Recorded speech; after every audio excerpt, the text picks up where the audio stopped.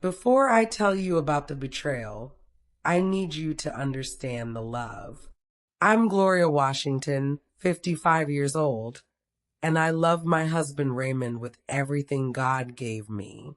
Not the kind of love you read about in paperback novels, all fireworks and breathless moments. What Raymond and I had was deeper than that. It was the kind of love that became your heartbeat.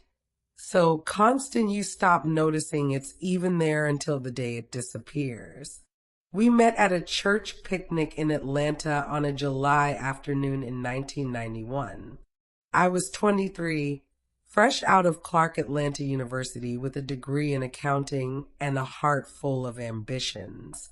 He was 25, working construction, built like he'd been carved from Georgia red clay, with a laugh that started somewhere deep in his chest before it ever reached his face. He handed me a paper plate of macaroni salad and said, "You're the most beautiful woman I've ever seen, and I haven't prayed once today," which tells me God might have sent you directly. I married that man 8 months later. We were poor in the beginning, not struggling poor, but young and starting out poor, which somehow feels different. We shared a one-bedroom apartment in College Park, where the neighbors argued through thin walls and summer heat crept under the door. Raymond worked construction and studied for his contractor's license at night. I worked at H&R Block during tax season and picked up bookkeeping clients on the side. We ate rice and beans more nights than I care to remember, but we ate together at our tiny table with the wobbly leg Raymond kept meaning to fix. Those years were our sweetest ones, though I didn't know it then. Our daughter Naomi came in 1994, then our son David in 1997. Raymond cried both times. This mountain of a man, calloused hands and sun-weathered face, sobbing in a hospital room holding something so small and perfect. I fell in love with him all over again each time. He got his contractor's license in 1998. By 2005, Washington Construction was one of Atlanta's mid-sized firms, 12 employees, commercial and residential projects across the metro. I managed the books. We moved into a 4-bedroom house in Stone Mountain. We put the kids in good schools, took vacations, built retirement accounts, went to church on Sundays. We built a life, a real one, together. There were hard times, of course. The 2008 recession nearly destroyed us. We lost 3 major contracts in 1 month. Raymond didn't sleep for weeks, and when he did sleep, it wasn't peaceful. I remember sitting at the kitchen table at 2 in the morning going over numbers, trying to find money that wasn't there, while Raymond sat across from me looking like a man watching his life collapse. "We're going to be okay," I told him. "You don't know that." "Yes, I do, because we've been poor before and we survived it, and we were happy. So even if we lose everything else, we still have each other and the kids." He reached across the table and took my hand. "What did I do to deserve you?" "We didn't lose everything. I found the savings, restructured the debt, landed a school district contract that kept us alive. Raymond told people for years that I'd saved the company. He never took that credit back. That was us, Raymond and Gloria Washington. 30 years of partnership, of building, of knowing each other's thoughts before they became words. I knew the way he took his coffee in summer versus winter. I knew which silences meant peace and which meant worry. I knew the exact pressure of his hand on my back that meant "I'm proud of you" without a single word spoken. I knew him the way you know a song you've sung so many times it lives in your body. Or so I believed. Before I tell you about the betrayal, I need you to understand the love. I'm Gloria Washington, 55 years old, and I love my husband Raymond with everything God gave me.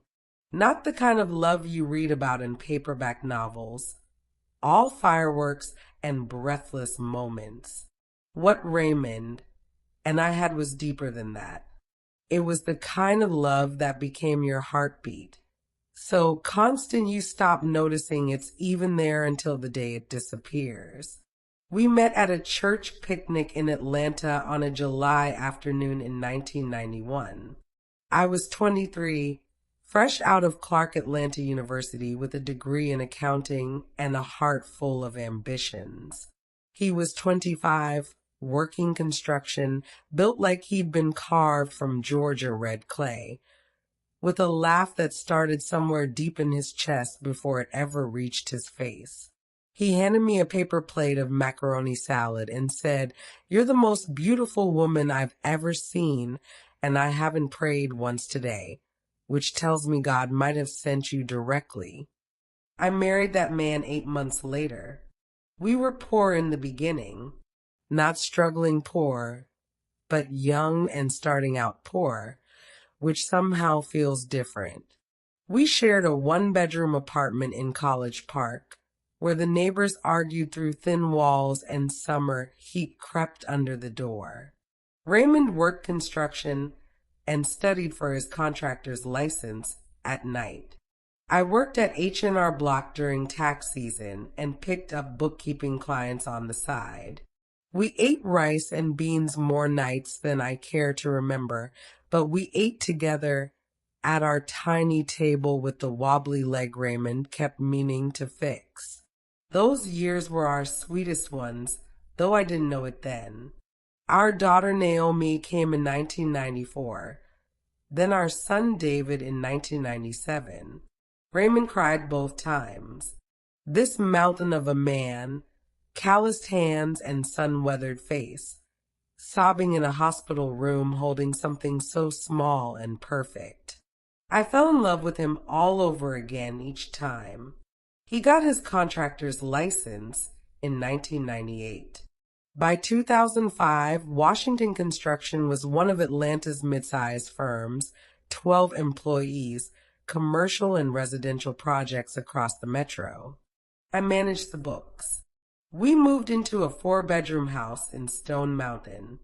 We put the kids in good schools, took vacations, built retirement accounts, went to church on Sundays. We built a life, a real one, together. There were hard times, of course. The 2008 recession nearly destroyed us. We lost 3 major contracts in 1 month. Raymond didn't sleep for weeks, and when he did sleep, it wasn't peaceful. I remember sitting at the kitchen table at 2 in the morning going over numbers, trying to find money that wasn't there, while Raymond sat across from me looking like a man watching his life collapse. "We're going to be okay," I told him. "You don't know that." "Yes, I do. Because we've been poor before and we survived it. And we were happy. So even if we lose everything else, we still have each other and the kids." He reached across the table and took my hand. "What did I do to deserve you?" "We didn't lose everything. I found the savings, restructured the debt, landed a school district contract that kept us alive. Raymond told people for years that I'd saved the company. He never took that credit back. That was us, Raymond and Gloria Washington. 30 years of partnership, of building, of knowing each other's thoughts before they became words. I knew the way he took his coffee in summer versus winter. I knew which silences meant peace and which meant worry. I knew the exact pressure of his hand on my back that meant "I'm proud of you" without a single word spoken. I knew him the way you know a song you've sung so many times it lives in your body. Or so I believed. I found out on a Tuesday, which seems wrong. Devastating discoveries should happen on stormy nights, not ordinary Tuesdays in October when the leaves are turning and the air smells like possibility. I was at the office, our shared office at Washington Construction, where I still managed the finances. Raymond had been called to a site unexpectedly, and his laptop was open on his desk. I sat down to pull up a vendor invoice he'd mentioned, and his email was open. I wasn't looking for anything. I want to be clear about that. I wasn't one of those suspicious wives checking her husband's messages. I typed the vendor name into his search bar, and the name that auto-filled wasn't a vendor. It was Candace. The email thread was long. 6 months worth of messages. I only needed to read 3 to understand everything. I don't remember standing up. I don't remember walking to my car. I came back to myself sitting in the parking lot, Raymond's laptop in my lap, hands trembling so badly the screen kept shaking. The October sun was still bright and cheerful and indifferent. Her name was Candace Moore. She was 34, 21 years younger than me. She was a project manager at one of the firms Washington Construction contracted with. From the emails, she and Raymond had been seeing each other for at least 8 months, possibly longer. The emails were intimate and easy, the language of people completely comfortable with each other. But the worst part wasn't her age or the length of the affair. The worst part was reading Raymond's voice in those emails. Playful, romantic, attentive, and recognizing it as the voice I'd fallen in love with. The voice I thought was mine. The voice I thought time had simply quieted. He hadn't quieted it. He'd redirected it. I sat in that parking lot for 2 hours. I cried until I couldn't cry anymore, then sat in the emptied out silence that comes after. I thought about 30 years, about the kitchen table at 2 in the morning, about hospital rooms and paper plates of macaroni salad, and a man who cried when he held his children. Then I wiped my face, started my car, and drove home. And I began to think clearly. Before I talk about what I did, I need to talk about the grief. Because people focus on the anger, on the revenge, on the strength. They skip over the part where you are absolutely destroyed. I didn't confront Raymond that night. I couldn't. I needed to be sure about what I'd found, needed to understand the full scope before I said a word. So I went home and I was normal. I cooked dinner. I sat across from him at that same kitchen table where we'd survived the recession. I watched him tell me about his day, and I smiled and nodded, and every word he said felt like a stone dropping into deep water. At night, I lay beside him and couldn't sleep. I was lying next to a stranger, a man I'd shared a bed with for 30 years, whose breathing I knew as well as my own, and he had become a stranger. I kept thinking about all the nights he'd come home late, all the calls I hadn't heard, and now I was rearranging those memories into a different story, the true story, and it was unbearable. I cried in the shower. I cried in my car on the way to work. I cried in bathroom stalls and parking garages. I cried with a discipline and a privacy that I think only women who've had to hold themselves together in public truly understand. You learn to cry in pieces, a few minutes here, a few minutes there, because you cannot afford to fall completely apart. I called my best friend Renee on the 3rd day. She drove over immediately, sat at my kitchen table, and held my hands while I told her everything. Renee had been married and divorced twice. She had no patience for foolishness. 30 years, she said, her voice fierce with indignation on my behalf. That man had 30 years of your love, and he did this? He did. What are you going to do? I'm not sure yet. But I know this. I'm not going to react. I'm going to respond. And there's a difference. Renee looked at me. You're scary when you're calm. You know that? Good. The grief didn't go away. It doesn't, not quickly, maybe not ever completely. But underneath the grief, something else was forming, something resolute and sharp-edged. I had not built 30 years of life to walk away with nothing. I had not managed Washington Construction's finances for 3 decades, had not saved that company during the recession, had not sacrificed and contributed and poured myself into Raymond's success to be discarded. I was 55 years old, and I deserved better than what I was getting. And Raymond Washington was going to understand that. I needed to know everything before I moved a single piece on the board. So I spent 2 weeks gathering information with the same methodical precision I'd applied to our company's books for 30 years. I hired a private investigator, a woman named Sandra Price, whom Renee recommended. Former Atlanta PD, sharp and discreet, with an office in Buckhead and no tolerance for drama. Tell me what you need, Sandra said at our first meeting. Everything. Who she is, how long it's been going on, what he's given her, where they meet, and most importantly, the finances.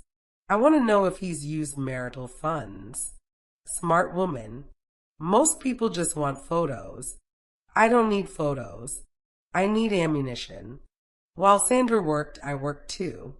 I had 30 years of intimate knowledge of Raymond's financial habits. I knew every account, every password, every pattern. I started going through records carefully, looking for anomalies. What I found made the grief sharpen into cold fury. Raymond had been careful but not careful enough. Over the past 18 months, there were cash withdrawals, not huge amounts, but steady. 50 here, 100 there, then larger ones. I traced $23,000 in cash withdrawals across 15 months. Gifts, probably. Dinners. Hotel rooms. The currency of affairs. More significantly, I found a credit card in Raymond's name that I hadn't known about. A business card, supposedly. It was connected to one of his subsidiary LLCs. I pulled the statements. Jewelry store purchases, spa visits, a weekend at a resort in Savannah during what I thought had been a weekend construction conference, restaurant charges I didn't recognize, $47,000 in 18 months, $70,000 total diverted from the life we'd built to fund a relationship with a woman half my age. Sandra came back 2 weeks later with a file. Candace Moore, 34, project manager. She lived in a nice apartment in Midtown. Had she been living there before Raymond? Possibly. But the apartment lease had been renewed 6 months ago with a co-signer, a company called RW Investments, LLC. Raymond's company. He was paying her rent. The file also contained photographs. Raymond and Candace at a restaurant. Raymond at her apartment building. The photographs were not salacious. Sandra was a professional. But they were clear and damning. I sat with the file for a long time. Then I called my brother James, a family law attorney in Decatur. James, I said when he picked up, I need to know everything about Georgia divorce law. Specifically, fault-based divorce and financial fraud in a marriage. Gloria. His voice changed. What happened? Raymond's been having an affair. 18 months at least. He spent over $70,000 of marital money on this woman. He co-signed her apartment lease. Silence. Then, I'm going to need you to come to my office. Today. James laid it out clearly. Georgia is an equitable distribution state. In a no-fault divorce, marital assets are divided fairly. But Georgia does recognize adultery as grounds for divorce, and critically, adultery affects the court's view of asset division. The financial piece is what matters most, James said, spreading papers across his conference table. He's used marital funds for this affair. That's not just infidelity, that's financial misconduct. What can we do about it? We can file for divorce citing adultery and financial misconduct. We document every dollar he spent on this woman. The $47,000 on the credit card, the cash withdrawals, the apartment co-signing. We argue that he improperly dissipated marital assets, and we ask the court to compensate you for those losses. What does that mean in practical terms? It means instead of a 50-50 split, you could receive a significantly larger share. We can also make a strong argument for substantial alimony given the length of the marriage, your contribution to building the business, and his financial misconduct. And the business? James looked at me steadily.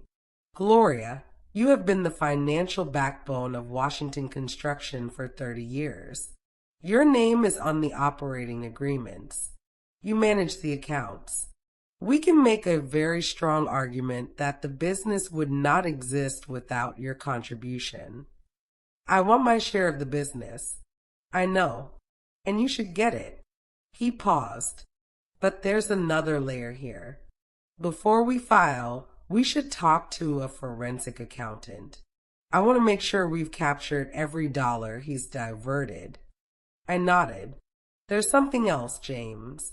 The affair partner, she's a project manager at a firm we contract with. Candace Moore.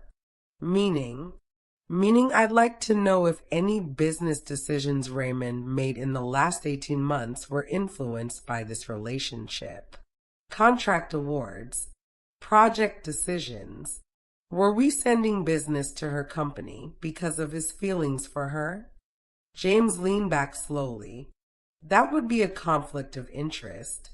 And if we can prove it, it changes the entire financial picture. I know. That's why I'm asking. My brother looked at me for a long moment. You've been sitting on this for 2 weeks, haven't you? Planning. Grieving, I said quietly. And then planning. Gloria. His voice softened. Are you okay? No, but I will be. I confronted Raymond on a Sunday evening. Not impulsively, not through tears.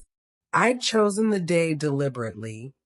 Our children were both out of town, the house was quiet, and I had everything I needed organized in a folder on the kitchen table. Raymond came home from what he said was a site visit, still in his work clothes. He came into the kitchen, opened the refrigerator, and said, "What are we doing for dinner?" "Sit down, Raymond." Something in my voice made him turn. He looked at me, then at the folder on the table. A flicker of something crossed his face. "Gloria, sit down. Please." He sat. I remained standing. I know about Candace Moore. The refrigerator was still open. He didn't move to close it. I know about the 18 months of messages. I know about the $47,000 on your business credit card. I know about the cash withdrawals, $23,000 over 15 months. I know you co-signed her apartment lease through RW Investments. I slid the folder across the table. It's all there. He stared at the folder but didn't open it. "Gloria, let me explain." "I don't want an explanation, Raymond. I want you to understand what's happening. I've already spoken to James. We're filing for divorce Monday morning. Given the financial misconduct, the adultery, and my contribution to this business over 30 years, my lawyer believes I'll receive significantly more than 50% of our assets." I paused. I also want you to know that I'm having our company's contracts reviewed by a forensic accountant to determine whether any business decisions over the last 18 months were influenced by your relationship with Ms. Moore. He'd gone very still. You've been planning this. For 2 weeks, yes. You've been sitting here, acting normal, going to work, sleeping in this house. The way you've been sitting here, acting normal, going to work, sleeping in this house while carrying on an affair for 18 months? I kept my voice even. Yes, Raymond. I've been doing exactly that. That's not the same. No, it's not. You did it for selfish reasons.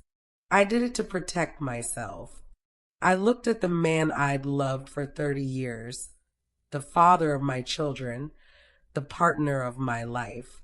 I need you to leave this house tonight. Gloria, please, his voice broke. I love you. I know I made terrible mistakes, but I love you. Candace it was a mistake. I'll end it. I'll do whatever you need. That's not your decision to make anymore. Please, please don't do this. 30 years, Gloria. Don't let this end us. I felt the grief rise up again, sharp and sudden. Because the worst part about loving someone for 30 years is that the love doesn't just stop because they've hurt you. It doesn't drain away cleanly. It sits beside the anger, tangled up with it, making everything more complicated. You ended us, I said quietly. I'm just accepting what you did. He cried. Raymond Washington, who had only cried when his children were born, sat at our kitchen table and wept. And I stood there and watched and felt something inside me both break and harden simultaneously. Where will I go? He asked, voice raw. I imagine you have options, I said. And I walked out of the kitchen. He didn't go to Candace. That surprised me. He got a hotel room and then moved in with his brother in Decatur. James told me later that Raymond's lawyer had advised him to make that choice. Going to the affair partner would look terrible before a judge. Raymond hired good lawyers. Of course he did. But I had James, who knew our finances as intimately as I did. And I had 30 years of records, and I had a forensic accountant named Dr. Patricia Osei, who spent 6 weeks going through Washington Construction's books. What Dr. Osei found was significant. Over the past 18 months, Washington Construction had awarded 3 contracts to Meridian Project Solutions, Candace Moore's employer. The contracts totaled $1.2 million. In each case, Meridian had not submitted the lowest bid. In one case, they'd been $80,000 higher than the second bidder. He was steering business to her company, Dr. Osei told me, voice carefully neutral. Can we prove the connection between the contracts and the affair? The timing aligns perfectly with the start of the email correspondence, and there are no documented justifications for choosing the higher bids. Typically, when you go with a higher bid, you document the reasons, quality, timeline, relationship history. These files are empty. I sat with that information for a moment. This wasn't just a cheating husband anymore. This was a man who had used our shared business, our shared investment, to reward his affair partner. He had made decisions that cost our company money we'd both worked for personal reasons. What's the financial impact? I asked. If you'd gone with the lower bidders, you'd have saved approximately $160,000 in direct costs. Additionally, the quality issues on 2 of the Meridian contracts resulted in delays that cost you penalties and rework. Total financial impact is approximately $280,000. In court, Raymond's lawyers tried to frame everything as a marriage dispute. They wanted the judge to see this as two people going through a painful divorce, nothing more. James wouldn't let that happen. He methodically laid out the financial picture, the personal spending, the business steering, the complete picture of a man who had used marital assets to benefit his affair. Raymond took the stand. I sat and watched my husband of 30 years answer questions about cash withdrawals and romantic weekends, while I had sat home believing he was at construction conferences. I watched him try to explain the business decisions without explaining them. I watched him fail. The judge's ruling came 6 weeks later. I received 62% of marital assets. The business was valued, and I was awarded my stake plus compensation for the $280,000 in business losses attributable to Raymond's conflict of interest. Alimony was set at $6,500 a month for 8 years. The house was mine. Raymond walked out of that courthouse with his brother and 3 decades of consequences following him. I want to talk about Candace more because she's part of this story whether I like it or not. She never reached out to me. I don't know whether that was dignity or simply not knowing what to say. But 3 months after the divorce was finalized, I saw her. I was at a grocery store in Midtown, neutral territory from my usual neighborhood. I turned down the cereal aisle and there she was.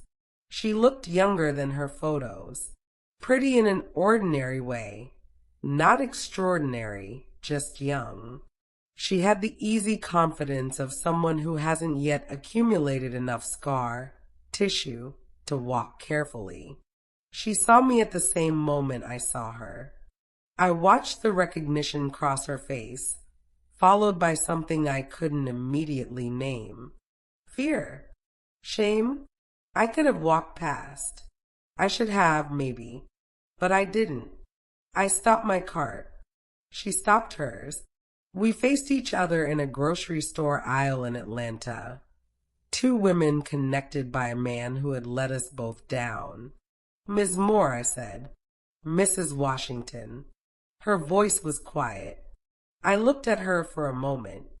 I don't blame you for what Raymond did. He made his vows to me, not to you. But I do want you to know something. She waited, hand still on her cart. Raymond left me for 18 months of whatever you two had together. He lost his marriage, his home, 62% of what he built, and 8 years of his income. I want you to ask yourself whether whatever he offered you was worth what it cost everyone involved. She looked down at the floor. When she looked back up, her eyes were wet. I didn't know he was going to. I thought he was going to leave you. He said what men in Raymond's position always say. I told her not unkindly. Don't let anyone else define your worth, baby. You deserve someone who comes to you free and clear, not someone else's husband. I pushed my cart past her and finished my shopping. My hands didn't shake even once. People expected me to fall apart after the divorce. I understood why. 30-year marriage. The woman who'd built everything with Raymond, suddenly alone at 55. The natural assumption was fragility. But what I had discovered during those months of grief and strategy was that I was not fragile. I was the woman who'd balance construction company books at 2 in the morning during a recession. I was the woman who'd raised 2 children, managed a business, built a life from the ground up. Whatever Raymond's affair had cost me emotionally, it had not touched those foundations. I kept the house. I kept my share of Washington construction, which I restructured under a new operating agreement with Raymond's remaining stake largely silent. I hired a new co-managing director, a woman named Trisha Banks, sharp and experienced. And together we grew the company by 18% in our first year working without Raymond's interference. I traveled, not dramatically, not performatively, but genuinely. A trip to Charleston with Renee and two other friends. A solo week in New Orleans where I ate well and listened to music on Frenchman Street until midnight. A trip with Naomi to visit David in New York. Just the three of us exploring the city like tourists. Small acts of reclaiming my own life. I started going back to church regularly. Not out of obligation, but because the community of women there, Miss Edna, who'd been widowed at 50, Miss Josephine, who divorced at 60 and built a catering business. These women had been where I was standing. Their presence reminded me that 55 is not the end of anything. It's the beginning of something you've earned. Naomi and David handled the divorce differently.